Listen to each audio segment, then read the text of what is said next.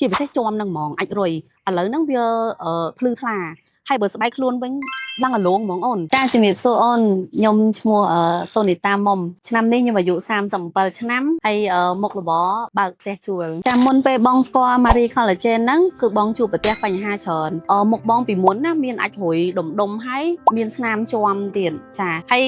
និយាយចំទៅមុខយើងអត់មានភ្លឺថ្លាអីមិនតិចសោះហ្មងណាពេលណាយើងប្រើផលិតផលដែលយើងលាបបងលាប4-5 ដងគឺវាដែកចេញមកវិញទាំងអស់ជាពិសេសស្បែកខ្លួនហ្មងស្បែកខ្លួនស្អាប់អត់ថ្លាពេលដល់ណាយើងទាញកៅពោអីមកក៏អត់ឃើញស្អាតដែរស្អាប់យកហ្មងបញ្ហាអស់ហ្នឹងនិយាយចំទៅស្បែកបងនិងស្បែកមុខហ្នឹងរយៈពេលជាង4ឆ្នាំក្រោយពីពេលដែលបងសម្រាកូនហើយអញ្ចឹងភាគច្រើនមនុស្សស្រីយើងនៅពេលដែលសម្រាកូនហើយគឺមិនងាយឲ្យស្បែកយើងហ្នឹងឡើងមកវិញស្អាតទេវាប្រើពេលយូរមែនតើបងស្គាល់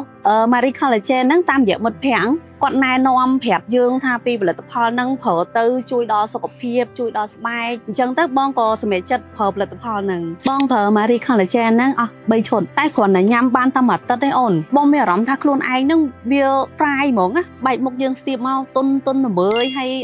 វាថាខ្លួនវិញវាមានសំណើមហ្មងចាអូនតាំងពីបងប្រើផលិតផល Marie Collagen ហ្នឹងមកជួយឲ្យនេះស្បែកមុខបងដែលធ្លាប់ខ្មៅស្អាប់ពីមុនហ្នឹងណាជាពិសេសជាប់នឹងហ្មងអាចរុយឥឡូវហ្នឹងវាភ្លឺថ្លាហើយបើស្បែកខ្លួនវិញ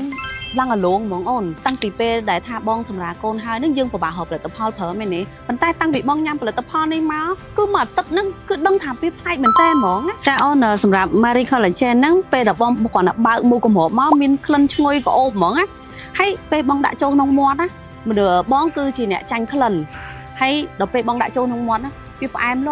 មយើងអាចទទួលទានបានហើយយើងគិតថាវាជាសកាត្រីមែនទេ